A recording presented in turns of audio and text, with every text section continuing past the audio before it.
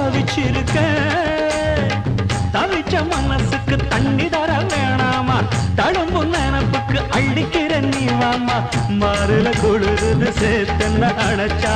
திருமடி குளிரும் கட்டி பிடிச்சிக்க ஏ அத்தா அத்தோரமா வரிய